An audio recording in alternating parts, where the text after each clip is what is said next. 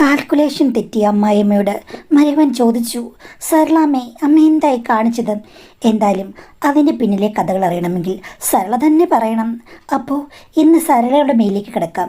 Madam, എൻ്റെ പേര് സരള, യഥാർത്ഥ പേരല്ല. എനിക്കിപ്പോൾ 47 വയസ്സുണ്ട്.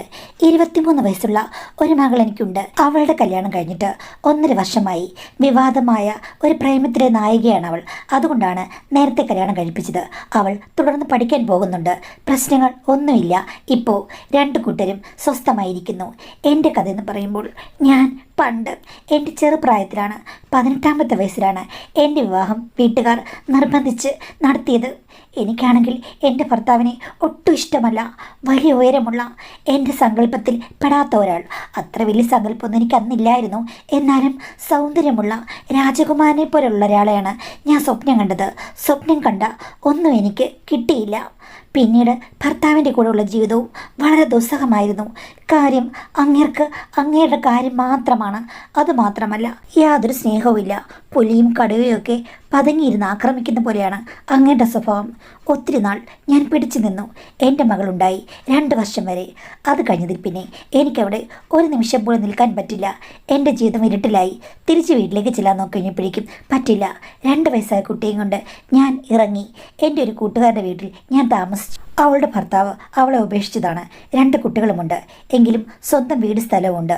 അവൾ ഒരു തട്ടുകട നടത്തിയാണ് ജീവിക്കുന്നത്. ഞാൻ അവളുടെ കൂട്ടത്തിൽ ചേർന്നു. അവളുടെ അമ്മ ഞങ്ങളുടെ കുട്ടികളെ നോക്കിക്കോളും. ആ സമയത്ത് രാത്രി ഞങ്ങൾ തട്ടുകടയിൽ പോകും. പക്ഷേ അവിടെയും എനിക്ക് പ്രശ്നങ്ങളായിരുന്നു. സുന്ദരിയായി എന്നെ വട്ടമിട്ട് കഴുകന്മാരെ പോലെ ആണുങ്ങൾ വന്നു. പലരും എന്നോട് വന്ന് ദോശയ്ക്ക് വില ചോദിക്കുന്നത് പോലെ, അപ്പത്തിന് വില ചോദിക്കുന്നത് പോലെ എനിക്കും പല കാര്യങ്ങളും നേരിടേണ്ടി വന്നു. കടിച്ചു പിടിച്ച് ഞാൻ അവിടെ കുറേ നാൾ നിന്നു. അത് കഴിഞ്ഞപ്പോൾ എൻ്റെ കൂട്ടുകാർ തന്നെ പറഞ്ഞു, എടി, ഇവിടെ നിന്ന് കഴിഞ്ഞാൽ ഡേഞ്ചറസ് ആണ്. കാര്യം ആണുങ്ങളുടെ ശല്യം കൊണ്ട് എൻ്റെ കട തന്നെ പൊട്ടിപ്പോകും. എനിക്ക് വലിയ ശല്യമില്ല. ഞാൻ സുന്ദരിയൊന്നുമല്ലല്ലോ. പക്ഷേ സൗന്ദര്യമുള്ളൊരു സ്ത്രീയോട് മറ്റുള്ളവർക്ക് ഇങ്ങനെയുള്ള കാര്യങ്ങളൊക്കെ കാണിക്കാൻ തോന്നും. അതുകൊണ്ട് ഞാനൊരു കാര്യം പറയാം. എനിക്കറിയാവുന്ന ഒരു സാറുണ്ട്. സാറിൻ്റെ വീട്ടിൽ ഇപ്പോൾ ആരുമില്ല. അങ്ങേർക്ക് കുറേ റബ്ബറും തോട്ടങ്ങളും ഒക്കെ ഉണ്ട്. ഭാര്യ മരിച്ചു പോയതാണ്. പിന്നെ മക്കളൊക്കെ അങ്ങ് ദുബായിലോ ഓസ്ട്രേലിയയിലോ ഒക്കെയാണ്. അവരുടെ വീട് അങ്ങ് പത്തനംതിട്ട ജില്ലയിലാണ്. നിന്നെ ഞാനവിടെ സഹായമായിട്ട് ഏർപ്പെടുത്താം. നീ അവിടെ പോയി നിന്ന് കുട്ടിയെ വളർത്തി ജീവിച്ചാൽ മതി. സാർ നിൻ്റെ കാര്യങ്ങളൊക്കെ നോക്കിക്കോളും.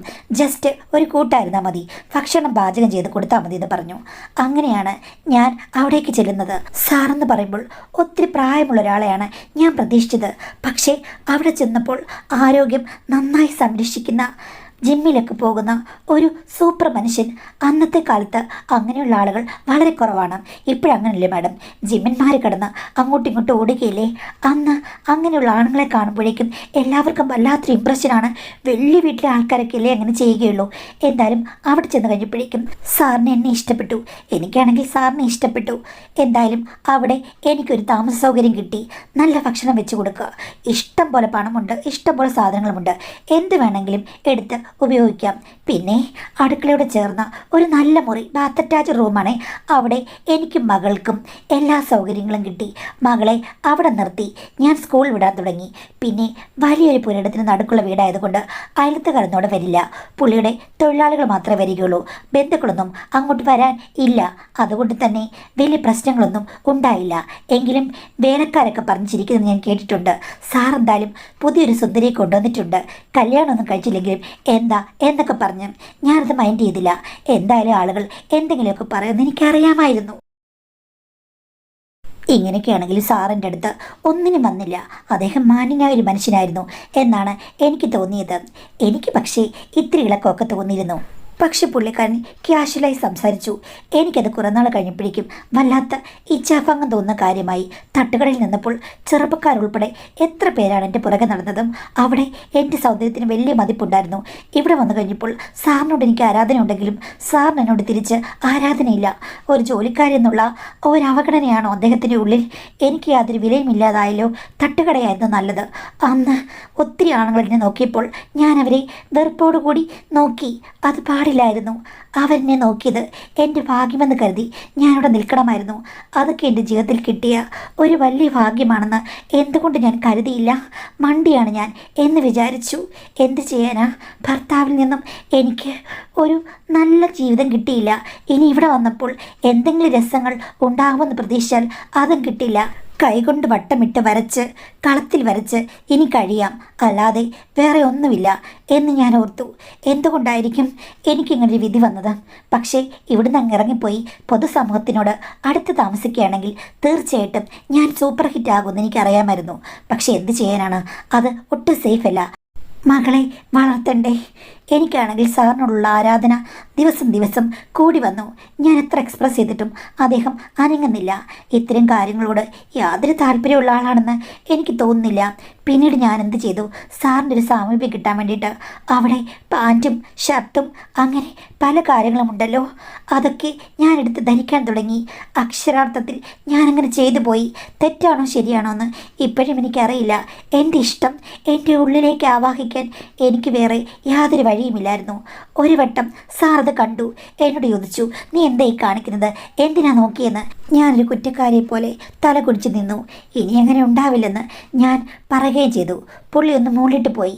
പക്ഷേ ഇടയ്ക്കിടയ്ക്ക് മദ്യപിക്കുന്ന സ്വഭാവം അദ്ദേഹത്തിന് ഉണ്ടെന്ന് എനിക്ക് മനസ്സിലായി. പക്ഷേ മദ്യപിച്ച് വന്നു കഴിഞ്ഞാൽ അന്ന് ചോറോ കറിയോ വൈകിട്ട് ചപ്പാത്തിയോ ഒന്നും വേണ്ട എന്നോട് പറയും. ഒന്നും വേണ്ടെന്ന് പറഞ്ഞ് പോയി കിടന്ന് ഉറങ്ങും. എന്നോടൊന്നും ആവശ്യപ്പെടുകയില്ല. പക്ഷേ ചില സമയത്ത് എനിക്കല്ലേ ആവശ്യം, എന്തെങ്കിലും ആവശ്യമുണ്ടോ എന്ന് ചോദിക്കാൻ വേണ്ടിയിട്ട് അങ്ങോട്ട് ചെന്നാൽ എന്താ കുഴപ്പമെന്ന് ഞാൻ ഓർത്തു. ഒരു വട്ടം ഞാൻ അദ്ദേഹം കുടിച്ചിട്ട് വന്നിട്ട് ഇങ്ങനെ ഭക്ഷണം വേണ്ടാന്ന് പറഞ്ഞ് മുകളിലത്തെ നിലയിൽ ബെഡ്റൂമിൽ പോയി കിടന്നു കഴിഞ്ഞപ്പോഴേക്കും ഞാൻ ഓർത്തു, ഇന്നെങ്കിലും ഒന്ന് പോയി നോക്കാം. അങ്ങനെ ഞാൻ പോയി നോക്കിപ്പോയില്ലേ മാഡം, കണ്ട കാഴ്ച അത്ഭുതപ്പെടുത്തുന്നതായിരുന്നു. വന്ന ഡ്രസ്സിൽ തന്നെ അവിടെ ഇങ്ങനെ കിടക്കുകയാണ്. പിന്നെ മുറി പാതി തുറന്നിട്ടിരിക്കുന്നു. വെട്ടവുമുണ്ട്. ഗാഠനിദ്രയിലാണ്. ഈ മനുഷ്യൻ ഷൂസ് പോലെ ഒന്നും ഊരിയിട്ടില്ലല്ലോ എന്ന് ഞാൻ വിചാരിച്ചു. എന്തായാലും ഞാൻ പോയി ഷൂസൊക്കെ ഊരിയിട്ടു. പിന്നെ എന്ത് ചെയ്യണമെന്ന് അറിയാതെ ഞാൻ നിന്ന് കഴിഞ്ഞപ്പോഴേക്കും പെട്ടെന്ന് അദ്ദേഹം കണ്ണു തുറന്നു. നീ എന്താ, എന്തിനാണ് എൻ്റെ റൂമിൽ വന്നത്? നീ എൻ്റെ ഭാര്യയായിട്ട് എന്തിനാ അഭിനയിക്കുന്നത് എന്ന് ചോദിച്ചു. ഞാൻ പറഞ്ഞു, ഭാര്യയായിട്ടൊന്നും ഞാൻ അഭിനയിച്ചതല്ല, മദ്യപിച്ചിട്ട് വന്നതാണെന്ന് എനിക്ക് മനസ്സിലായി. പ്രായമായ ആളല്ലേ, അപ്പോൾ എന്തെങ്കിലും ഞാൻ ഒന്ന് നോക്കണ്ടേ, അതിന് വന്നാണെന്ന്. ആര് പറഞ്ഞടി എനിക്ക് പ്രായമായി എന്ന് പറഞ്ഞ് പുള്ളി എൻ്റെ അടുത്തേക്ക് വന്നു.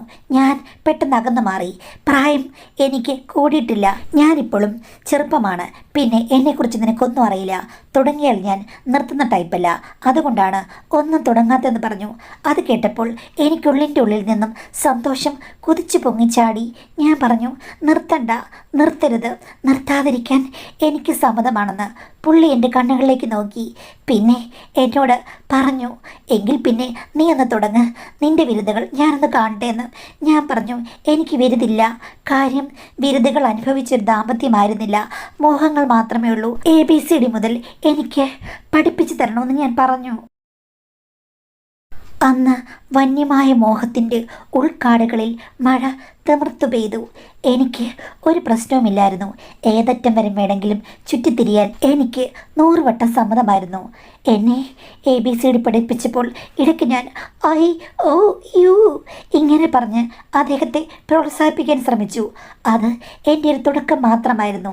പിന്നീട് അദ്ദേഹം എല്ലാ ദിവസങ്ങളിലും എന്നോട് പറഞ്ഞു, ഇന്ന് നീ വിളമ്പണം, ഇന്ന് നീ കറി വെക്കണം, നാളെ നീ ആട്ടുകല്ല് നന്നായി ആട്ടണം എന്ന് പറഞ്ഞാലും ഞാൻ എല്ലാറ്റിനും തയ്യാറായിരുന്നു. അദ്ദേഹം ഒരു ദിവസം എന്നോട് പറഞ്ഞു, നീ എൻ്റെ ഭാഗ്യമാണ്. വന്നപ്പോൾ ഞാൻ വെറുതെ ഇരുന്നത് നിൻ്റെ മനോഭാവം ഓർത്തുകൊണ്ടാണ്. കാര്യം എൻ്റെ തലയിലാകുമോയെന്ന്. ഞാൻ പറഞ്ഞു, ഞാൻ തലയിലാകില്ല. ഞാൻ സാറിന് യാതൊരു ശല്യം ഉണ്ടാക്കില്ല. ഒരു വശത്ത് ഞാൻ കഴിഞ്ഞോളാം. എന്തായാലും അന്ന് മുതൽ എനിക്ക് മാസം ശമ്പളത്തിന് പുറമെ നല്ലൊരു തുക കിട്ടാൻ തുടങ്ങി. അത് ഞാൻ സേവ് ചെയ്തു. അദ്ദേഹം എൻ്റെ പേരിൽ 10 സെൻറ്റ് സ്ഥലം വാങ്ങിച്ചു തന്നു. പതുക്കെ അവിടെ ഒരു വീട് വയ്ക്കാനുള്ള സഹായങ്ങളൊക്കെ തന്നു. പക്ഷേ ഇതിനിടയ്ക്ക് എനിക്ക് അബദ്ധം പറ്റി. തുടർച്ചയായി 3 തവണയാണ് എല്ലാം എനിക്ക് തെറ്റിപ്പോയത്. അങ്ങനെ 3 തവണയും ഡോക്ടറെ കണ്ട് ഒഴിപ്പിക്കുകയായിരുന്നു. അത് കഴിഞ്ഞപ്പോൾ ഡോക്ടർ പറഞ്ഞു, ഇനി ആരോഗ്യത്തിന് കേടാണ്, ഒരിക്കലും ഇങ്ങനെ ആകാൻ പാടില്ലെന്ന്. അത് കഴിഞ്ഞപ്പോൾ പിന്നെ ഡോക്ടർ തന്നെ എനിക്ക് മാർഗങ്ങൾ പറഞ്ഞു തന്നു. അത് 2 വർഷം അവിടെ ഉണ്ടായിരുന്നു. ഉള്ളിൽ നിക്ഷേപിക്കുന്ന കാര്യമായിരുന്നു. എന്തായാലും 2 വർഷം കഴിഞ്ഞപ്പോഴേക്കും എനിക്ക് അസ്വസ്ഥത തോന്നി. അങ്ങനെ അത് മാറ്റി. മാറ്റി. പിന്നീട് ഞാൻ മുന്നും പിന്നും നോക്കിയിട്ടില്ല. എന്തെങ്കിലും വരുന്നെങ്കിൽ വന്നോട്ടെ എന്ന് വിചാരിച്ചാണ് തുടർക്കാലം മുന്നോട്ട് പോയത്. പക്ഷെ പിന്നീട് ഒരബദ്ധവും പറ്റിയിട്ടില്ല. എൻ്റെ എല്ലാ കാര്യങ്ങളും ഒരു സ്റ്റോപ്പായി തനിയെ എന്നെനിക്ക് മനസ്സിലായി. ഇനിയിപ്പോൾ ഒരു പ്രശ്നവുമില്ല. എത്ര അർമാദിച്ചാലും ഒരു പ്രശ്നങ്ങൾ ഉണ്ടാകില്ലെന്ന് മനസ്സിലായി കഴിഞ്ഞപ്പോഴേക്കും പിന്നീട് താണ്ഡവമായിരുന്നു കുറേ വർഷം. മകൾ 10ാം ക്ലാസ്സിൽ പഠിക്കുമ്പോഴാണ് മക്കളിൽ ഒരാൾ അദ്ദേഹത്തെ വന്ന് വിദേശത്തേക്ക് കൊണ്ടുപോയത്. അപ്പോഴേക്കും അദ്ദേഹത്തിന് ചെറിയ പ്രശ്നങ്ങളൊക്കെ ഉണ്ടായി. എന്തായാലും അങ്ങനെ ഞങ്ങൾ ആ വീട്ടിൽ നിന്ന് പടിയിറങ്ങി. അപ്പോഴേക്കും സ്വന്തമായ വീടും വരുമാനവും നല്ലൊരു ബാങ്ക് ബാലൻസും എനിക്കുണ്ടായിരുന്നു. ഒരു ജോലിക്കും പോകേണ്ട കാര്യങ്ങളൊന്നും അന്നില്ല. പിന്നീട് മോളുടെ കല്യാണമൊക്കെ ആകാറായ സമയത്താണ് എനിക്ക് കുടുംബശ്രീ വഴി ഒരു ജോലി കിട്ടിയത്. അതിനിപ്പോഴും ഞാൻ പോകുന്നുണ്ട്. മകളുടേത് ഒരു പ്രേമ കല്യാണമാണെന്ന് പറഞ്ഞല്ലോ. അവളെ +1 മുതലേ കണ്ടിഷ്ടപ്പെട്ട ഒരാളാണ്. കൂടെ പഠിച്ച ആളല്ല, പക്ഷേ ഇവിടൊക്കെ തന്നെയുള്ള ആളായിരുന്നു. എന്തായാലും ആ ചെക്കിനെയുള്ളം കൂടെ പണ്ട് തൊട്ട് പ്രണയമായിരുന്നു. ഒത്തിരി വട്ടം ഞാൻ വിലക്കാൻ നോക്കി. പക്ഷേ നല്ലൊരു പയ്യനാണ്. ഇത്രയും സുന്ദരനായ ഒരു പയ്യനെ അങ്ങനെ പെട്ടെന്ന് കിട്ടില്ല. അവന് കല്യാണം കഴിക്കാൻ വലിയ ആഗ്രഹമുണ്ടായിരുന്നു. വീട്ടുകാർക്ക് ഇഷ്ടമല്ല. കാര്യം ജാതി പ്രശ്നം, സാമ്പത്തിക പ്രശ്നമൊക്കെ തന്നെ. പക്ഷേ അവന് പെർമനൻ്റായിട്ട് ഒരു ജോലി കിട്ടിക്കഴിഞ്ഞപ്പോഴേക്കും അവൻ്റെ വീട്ടിൽ പറഞ്ഞു. അവർ പണ്ടേ സമ്മതിക്കില്ല. പിന്നെ വഴക്ക് വക്കാണൊക്കെ ആയി. എന്നെ വിളിക്കാൻ വന്നു. ഞാനും പിടിച്ചു നിന്നു. എന്തായാലും അവൻ വന്ന് പറഞ്ഞു, അമ്മേ ഈ വിവാഹം നടത്തി തരണമെന്ന്. ഞാൻ പറഞ്ഞടാ, അവൾ കൊച്ചുകുട്ടിയല്ലേ, അവളുടെ പഠിത്തമൊന്നും ആയിട്ടില്ലെന്ന്. അപ്പോൾ പറഞ്ഞു, നിയമപരമായിട്ടുള്ള ഏജ് ആയല്ലോ, കുഴപ്പമൊന്നുമില്ല, ഞാൻ അവളെ പഠിപ്പിച്ചോളാം, അവൾക്കും ഒരു ജോലി വാങ്ങിച്ചു കൊടുക്കാം, ഒരു പ്രശ്നമില്ലെന്ന് പറഞ്ഞു. അങ്ങനെ വീട്ടുകാരുടെ സമ്മതമില്ലാതെ അവരുടെ കല്യാണം കഴിഞ്ഞു. ഞാനാണ് മുന്നിൽ നിന്ന് നടത്തിക്കൊടുത്തത്. അവർ കല്യാണം കഴിഞ്ഞ് ഒരാഴ്ച ഇവിടെ ഉണ്ടായിരുന്നു. അത് കഴിഞ്ഞപ്പോൾ അവൻ്റെ ജോലിസ്ഥലത്തേക്ക് പോയി. ജോലിസ്ഥലം കൊച്ചിയിലാണ്. അവളും അവിടെ ഒരു കോളേജിലാണ് അഡ്മിഷൻ എടുത്തത്. അങ്ങനെ നല്ല രീതിയിൽ അവരുടെ ജീവിതം മുന്നോട്ട് പോകുകയായിരുന്നു. ഞാൻ തനിയാണ് താമസിക്കുന്നത്. എനിക്ക് പ്രത്യേകിച്ച് പ്രശ്നങ്ങളൊന്നുമില്ല. പക്ഷേ സാറൊക്കെ പോയി കഴിഞ്ഞതിൽ പിന്നെ ഒരു ശൂന്യതയാണ്. ഒരു വിടവ് നികത്താൻ ആരും ഇല്ലാത്ത അവസ്ഥ പോലെ. പക്ഷേ പറഞ്ഞിട്ട് കാര്യമില്ല. നമ്മൾ പുറത്തുനിന്നൊരു സഹായം തേടുന്നത് ഒത്തിരി വിഡിത്തമാണ്. ഒന്നാമതേ എന്നെ പറ്റിയിട്ടുള്ള പേരുദോഷം നാട്ടിൽ ചെറിയ കാറ്റ് പോലെ വീശുന്നുണ്ടായിരുന്നു. പിന്നെ ദൂരദേശക്കാരി ആയതുകൊണ്ട് ഞാനുമായിട്ട് വലിയ കോണ്ടാക്റ്റ് ഒന്നും ആളുകൾക്കില്ലായിരുന്നു. അത്യാവശ്യ ആളുകളോട് മാത്രമേ ഞങ്ങൾ സംസാരിക്കുകയുള്ളൂ. പിന്നെ ഞാൻ ജോലിക്കൊന്നും ഒന്നും പോകുന്നില്ലല്ലോ. അതുകൊണ്ട് പിന്നെ ആർക്കും എന്നെ അറിയില്ല. പിന്നെ കുടുംബശ്രീയിൽ ചേർന്നപ്പോഴാണ് ആളുകൾക്ക് എന്നെ കൂടുതൽ പരിചയമായത്. അത് കഴിഞ്ഞതിൽ പിന്നെ ധാരാളം സ്ത്രീ സുഹൃത്തുക്കൾ എനിക്കുണ്ടായി. അവരൊക്കെ എന്നോട് ഓരോന്ന് കുത്തി ചോദിക്കും. ഞാൻ അവിടെയും ഇവിടെയും തൊടാത്ത മറുപടികൾ പറയും. ശീലാവധി ഭാവിക്കേണ്ടത് എൻ്റെ അത്യാവശ്യമാണല്ലോ. പണ്ടേ ഭർത്താവ് മരിച്ചുപോയി. അത് കഴിഞ്ഞതിൽ പിന്നെ മകളെയും വളർത്തി ജീവിക്കുന്ന പതിവ്രതയാണ് ഞാൻ. എന്നെ എവിടെ എനിക്ക് പറയാൻ പറ്റുകയുള്ളൂ. അങ്ങനെ ഒരു ഇമേജ് ആദ്യമേ കൊടുത്തതുകൊണ്ട് തരികിടകളൊന്നും പറ്റുകയുമില്ല. അങ്ങനെ പോകുമ്പോഴാണ് മകളുടെ കല്യാണം കഴിഞ്ഞത്. മരുമകനും മകളും എല്ലാം വരുമല്ലോ, സന്തോഷം തന്നെ. അവരിടയ്ക്കിടയ്ക്ക് വരുന്നതുകൊണ്ട് എനിക്കവരെ മിസ് ചെയ്യുന്നുണ്ടായിരുന്നില്ല. ഇതിനിടയ്ക്ക് എൻ്റെ മകളും പഴയ കൂട്ടുകാരികളെല്ലാം കൂടെ ചേർന്ന് ഒരു ഗേൾസ് ട്രിപ്പ് പ്ലാൻ ചെയ്തു. ഹൈദരാബാദിലേക്കാണ്. 5 ദിവസം എടുക്കും ആ ട്രിപ്പിന്. അവൾ അതിന് പോകാൻ തയ്യാറായി. അവന് പോകാൻ പറ്റില്ല, ഗേൾസ് ട്രിപ്പല്ലേ, അതുകൊണ്ട് അവൻ പോയില്ല. പിന്നെ അവൾ എന്നോട് പറഞ്ഞിട്ടാണ് പോയത്. ഞാൻ പറഞ്ഞു, സാരമില്ല, സൂക്ഷിച്ചും കണ്ടൊക്കെ പോയിട്ട് വരണേ മോളെന്ന് പറഞ്ഞു. പക്ഷേ അതൊക്കെ അവധി ദിവസങ്ങളിലായിരുന്നു. അപ്പം അവൻ എന്നോട് പറഞ്ഞു, അമ്മേ അവളില്ലെങ്കിൽ ഞാനങ്ങ് വരുമെന്ന്. ഞാൻ പറഞ്ഞു, നീ വരണം, വരാതിരിക്കരുത്. നീ എന്തിനാണ് അവിടെ ഫ്ലാറ്റിൽ തന്നെ കഴിയുന്നത്? അമ്മ എവിടെ ഇല്ലേ? ഇങ്ങി പോരും മോനെ എന്ന് പറഞ്ഞു. എന്തായാലും അവൻ വന്നു മാഡം. വന്നപ്പോൾ അത്താഴമൊക്കെ ഞാൻ ഉണ്ടാക്കി വെച്ചിരുന്നു. അവനത് കഴിച്ചു. എന്നിട്ട് എന്നോട് പറഞ്ഞു, എൻ്റെ വീട്ടിൽ ഇപ്പോൾ എല്ലാവരും തമ്മിൽ നല്ല അടുപ്പമാണെങ്കിലും എൻ്റെ അമ്മയുടെ ഭക്ഷണം ഞാൻ മിസ് ചെയ്യുന്നുണ്ട്. ഞാൻ പറഞ്ഞു, മോനെ വീട്ടിൽ പോയാൽ അവിടെ ഒരു ദിവസം അങ്ങ് താമസിക്ക്. നീ എന്തിനാണ് അവിടെ പോയി കണ്ടിട്ട് പെട്ടെന്ന് ഇങ്ങോട്ടിങ്ങി വരുന്നത്? എന്തൊക്കെ പറഞ്ഞാലും അവർ അടുത്തെന്ന് പറഞ്ഞാലും എൻ്റെ ഉള്ളിൽ ആദ്യമുണ്ടാക്കിയ ബഹളങ്ങളൊക്കെയാണ്. ഞാനും അവളും കൂടെ പോയി നിന്ന് കഴിഞ്ഞാൽ എന്തെങ്കിലും പ്രശ്നങ്ങൾ ഉണ്ടാകുമോ, നിഗൂഢമായി അവർ പെരുമാറുമോ എന്ന് എനിക്ക് ഭയമുണ്ട്. അവരെ വിശ്വസിക്കാൻ പറ്റില്ല. അതുകൊണ്ടാണെന്ന് പറഞ്ഞു. ആ പോട്ടെ, നിനക്ക് ഞാനുണ്ടല്ലോ, എന്ത് വേണമെങ്കിലും ഉണ്ടാക്കി തരുമല്ലോ. അപ്പോൾ അവൻ പറഞ്ഞു, തീർച്ചയായും എൻ്റെ അമ്മയേക്കാൾ നന്നായി പാചകം ചെയ്യും അമ്മ എന്ന് പറഞ്ഞ് എനിക്കൊരു ഷേക്ക് ഹാൻഡ് കൈ നീട്ടി. ഞാൻ കൊടുത്തു. അത് കഴിഞ്ഞ ശേഷം രാത്രി ഞങ്ങൾ രണ്ടുപേരും കൂടെ സിറ്റൗട്ടിലിരിക്കുകയാണ്. ആ സമയത്ത് അവൻ എന്നോട് ഇങ്ങോട്ട് ചോദിച്ചു. ഞാൻ ചില കാര്യങ്ങൾ ചോദിച്ചു കഴിഞ്ഞാൽ അമ്മ എന്നോട് ഉത്തരം പറയുമോ? ഞാൻ ചോദിച്ചു, എന്താ? എൻ്റെ ചില സംശയങ്ങളാണ്. നിൻ്റെ സംശയങ്ങൾക്കൊക്കെ ഉത്തരം ഫോൺ എടുത്ത് കുത്തി നോക്കിയാൽ പോരെ? എന്നോട് ചോദിച്ചാൽ ഞാനങ്ങനെ പറയും, ഞാൻ വല്ല ടീച്ചറുമാണോ? അപ്പം അവനോട് പറഞ്ഞു, പറഞ്ഞു, അതല്ല, അമ്മയുടെ ജീവിതത്തെ പറ്റിയിട്ടാണ് എൻ്റെ ചോദ്യമെന്ന്. ശരി, നീ ഇതുവരെ എന്നോട് ചോദിച്ചിട്ടില്ല. നിനക്ക് ഇഷ്ടമുള്ള കാര്യങ്ങൾ ചോദിക്കൂ. എന്നെക്കുറിച്ചും എൻ്റെ മോളെക്കുറിച്ചുമുള്ള കാര്യങ്ങൾ ഞാൻ സത്യസന്ധമായി പറയാമെന്ന് പറഞ്ഞു. അപ്പോൾ അവനോട് ചോദിച്ചു, അമ്മയുടെ ആദ്യ ഭർത്താവുമായിട്ടുള്ള ജീവിതം എങ്ങനെയായിരുന്നു? ഞാൻ പറഞ്ഞു, അങ്ങനെ ഒരു കാട്ടാളനെ പോലെയായിരുന്നു. ചാടി വീഴുന്നൊരു മനുഷ്യൻ. സ്വസ്ഥത എന്തെന്ന് ഞാൻ അറിഞ്ഞിട്ടില്ല. അതിനുശേഷമാണ് അവിടെ വിട്ടിറങ്ങി ഞാൻ എൻ്റെ കൂട്ടുകാരുടെ കൂടെ താമസിക്കാൻ തുടങ്ങിയത് എന്നൊക്കെയുള്ള കാര്യങ്ങൾ ഞാൻ പറഞ്ഞു. അതൊക്കെ അവൾ എന്നോട് പറഞ്ഞിട്ടുണ്ട്. പക്ഷേ ഞാൻ ഒരു കാര്യം ചോദിക്കട്ടെ, അമ്മ സാറിൻ്റെ വീട്ടിൽ താമസിക്കുകയാണല്ലോ. ഈ നാട്ടിലൊക്കെ റൂമറും ഉണ്ടായിരുന്നു. ഞാൻ ഒത്തിരി ദൂരമുള്ള ആളൊന്നും അല്ലല്ലോ.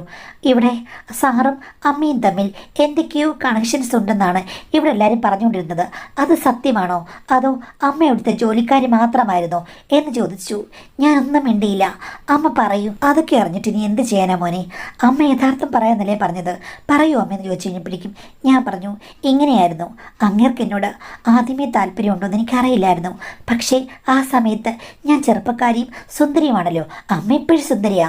പറയട്ടടാ, അന്ന് എനിക്കും സൗന്ദര്യത്തിൻ്റെതായ ഒരു കോൺഫിഡൻസ് ഉണ്ടായിരുന്നു, ചെറുപ്പത്തിൻ്റെതായ ഇളക്കമുണ്ടായിരുന്നു. അതുകൊണ്ട് തന്നെ ഞാൻ അദ്ദേഹത്തെ ഒന്ന് കണ്ണുവെച്ചു. എന്നിട്ട് ആദ്യമൊന്നും ഞാൻ എറിഞ്ഞ കല്ല് മാങ്ങയിൽ കൊണ്ടില്ല എന്ന് പറഞ്ഞു. വിശ്വാമിത്രൻ്റെ തപസ്സിളക്കി പോലെയുള്ള കഥ ഞാൻ പറഞ്ഞു. അത് കേട്ടവൻ, അമ്മ പറയൂ, വിസ്തരിച്ച് പറയൂ എന്ന് കൊച്ചുകുട്ടിയെപ്പോലെ എന്നോട് ആവശ്യപ്പെട്ടു. അത് കേട്ടപ്പോൾ പൊടിപ്പ് തൊങ്ങലൊക്കെ വെച്ച് ആ പ്രണയാതുരമായ കഥ ഞാൻ അവനോട് പറഞ്ഞു. 10 മിനിറ്റ് കൊണ്ട് പറയേണ്ട കഥ ഞാൻ 3/4 മണിക്കൂറെടുത്താണ് പറഞ്ഞത്.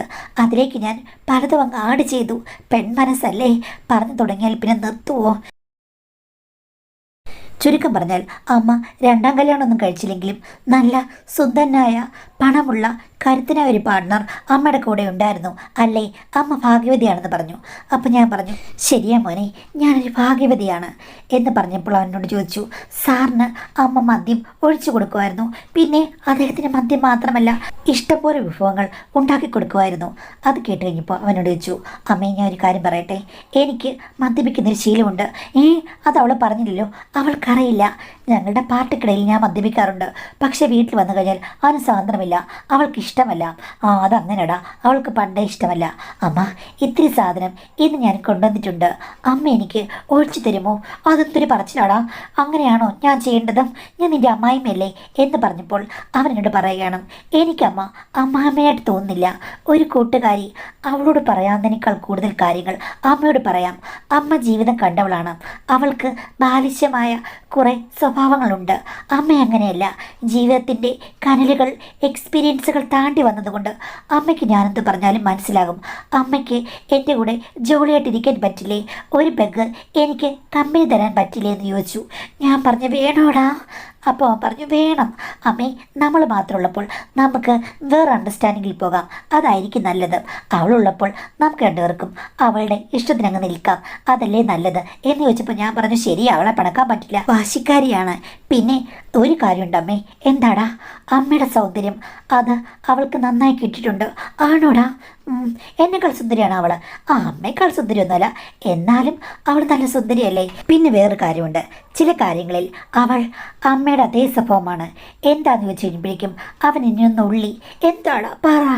സഹകരണ മനോഭാവത്തിൽ അവൾക്ക് എന്നെ ഒത്തിരി ഇഷ്ടമാണെന്ന്.